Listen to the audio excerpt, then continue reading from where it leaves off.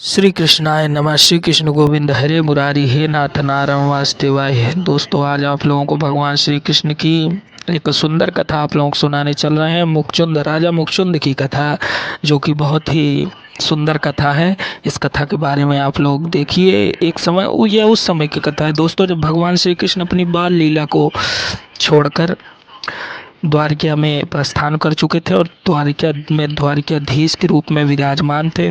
तो भगवान श्री कृष्ण जी का प्रबल शत्रु अगर कोई था तो वो दोस्तों जरासंध था, क्योंकि जरासंध की दोनों पुत्रियों का विवाह कंस से हुआ था और कंस को भगवान श्री कृष्ण ने बचपन में ही मारा था, वध किया था। तो इसलिए जरासंध अपना परम शत्रु यदि किसी को मानता था, वह था भगवान श्री कृष्ण को। जरासंध किसी भी तरह से वह श्री कृष्ण भगवान से बदला लेना चाहता था, इसीलिए वो लगभग कई छौड़ी सेना लेके कई बार भगवान श्री कृष्ण से युद्ध करने आया। लेकिन भगवान तो भगवान हर बार उसकी समस्त सेना का वध कर देते थे और जरासंध को अकेला छोड़ देते थे। तो इस तरह से कई बार वह जो है आक्रमण किए, लगभग 17-18 बार। 21वीं बार जब वो आक्रमण करने आए तो उस बार वह ब्राह्मणों की सेना लेकर आया और ब्राह्मण वहाँ यज्ञ करने लगे और ज़्यादातर सैनिक उसने ब्राह्मणों को लिया और तब उसने मथुरा पर हमला किया। उस समय भगवान कृष्ण जब ये को पता लगा, चूँकि वो स्वयं प्रभु थे, तो उन्होंने कहा ब्राह्मणों की हत्या तो मैं कर नहीं सकता। तो उन्होंने क्या किया कि रणछोर की उपाधि ली, मतलब वो रातों रात ही वहाँ से निकल गए मथुरा से और जाके द्वारका में उन्होंने अपनी नई नगरी बनाई। तो वह द्वारकाधीश के रूप में विराजमान थे। तो कुछ समय तक तो जरासंध ये जानता था कि भगवान श्री कृष्ण अब मर गए या भाग गए, अब नहीं है, क्योंकि उसने जब भगवान श्री कृष्ण भाग रहे थे तो एक पर्वत पे चढ़ गए थे, तो उसने चारों तरफ से पर्वत में आग लगा दिया था। लेकिन जब उसे यह पता लगा कि नहीं भगवान श्री कृष्ण जिंदा है, तो उसके बदले की भावना और बढ़ गई और वह सोचने लगा किस प्रकार से मैं यह बदला लूँ। तो वो दोस्तों, उसका एक बहुत ही शक्तिशाली पश्चिम में मित्र था जिसका नाम था काल्यवान।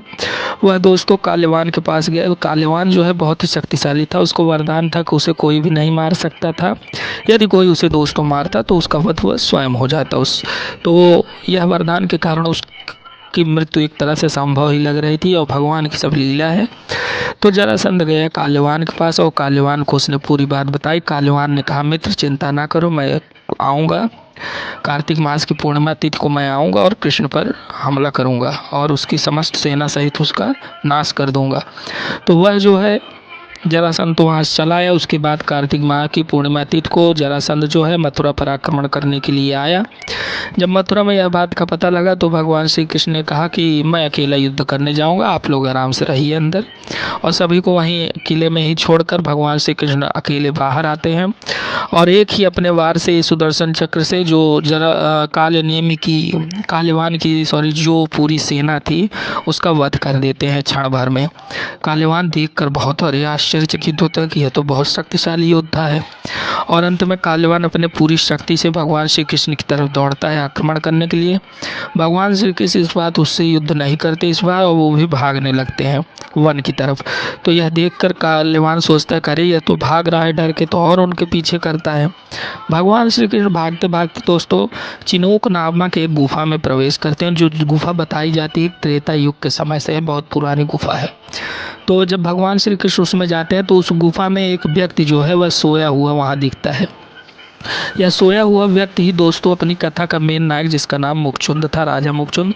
राजा मुखचुंद त्रेता युग के थे, सूर्यवंशी थे और उस समय जब देवासुर संग्राम हुआ था तो इन्होंने देवताओं के पक्ष में युद्ध किया था और असुरों का नाश किया था।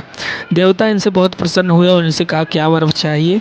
तो उन्होंने सिर्फ एक ही वर मांगा था कि मुझे खूब सोना है, मैं काफ़ी थक गया हूँ और जो मेरी निद्रा भंग करे उसकी दृष्टि में सोकर उठूँ और मेरी दृष्टि जिसके ऊपर सबसे पहले पड़े वह जलकर भस्म हो जाए। तो यह वरदान दिया देवताओं ने। तब से आज तक मुखचुंद वहीं सो रहे थे।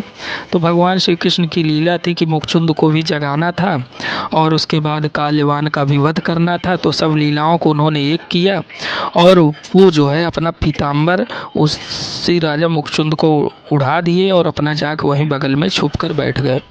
काल्यवान खोजते खोजते जब अंदर आया तो उसने देखा कि कोई लेटा है और भगवान श्री कृष्ण का पीताम्बर उसने पहचान लिया। उसने सोचा कि भगवान श्री कृष्ण यहीं पर मतलब छुप के लेटे हुए हैं, तो वो आया गुस्से में और उसने एक लात खींच के उस व्यक्ति को मारी, जिससे वह व्यक्ति जो है, चूँकि कालीवान बहुत ही बलशाली भी था, एक लात मारी जिससे वह व्यक्ति नीचे गिर गया और उसकी नींद भंग हुई। और जैसे ही नींद भंग हुई और उसने सामने देखा तो कालीवान हंसता हुआ खड़ा था। और जैसे ही कालीवान पे उनकी दृष्टि पड़ी और कालीवान भी आश्चर्यचकित हुआ, करे ये तो कोई और है। वह डर गया, कोई मैटर है, कोई बात है, इसका मतलब कृष्ण ने मुझे बेवकूफ़ बनाया। और जैसे ही मुखचुंद की आंखें खुलती है, उनकी आंखों की क्रोधाग्नि भस्म अग्नि से कालीवान तुरंत भस्म हो जाता है। और इस प्रकार से दोनों वरदानों की लाज रख ली जाती है। अंत में मुखचुंद कहता है कि तब भगवान श्री कृष्ण मुखचुंद के सामने आते हैं, कालीवान जो था, और उनकी समस्त अग्नि को सौंपते हैं।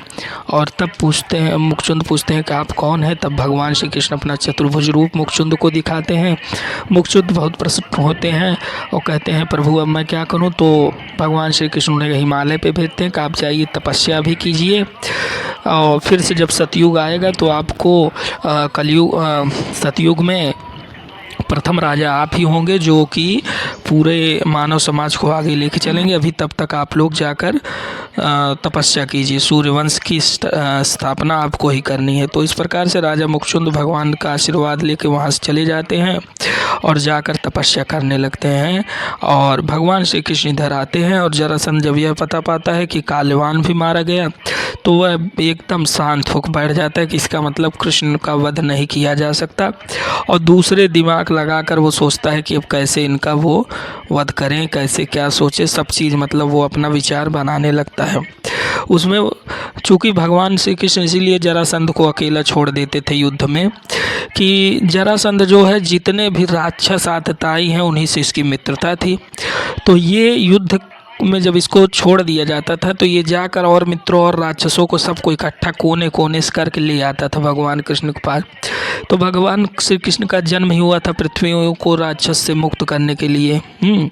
तो जिस प्रकार से मुखचुंद ने कालीवान को भस्म किया और भगवान पीछे से छुप कर देख रहे थे, तो अब कालीवान कैसे युद्ध करता। अगर जरासंध ना होता तो कालीवान तो भगवान के पास आता ही नहीं, क्योंकि वो तो पश्चिम देशों का था। लेकिन इसीलिए जरासंध को छोड़ा कि जरासंध जाके खोज खोज के सबको ले आएगा और सबको वो यहीं एक ही जगह पे रहते हुए सब राक्षसों का क्या कर देंगे, सर्वनाश कर देंगे।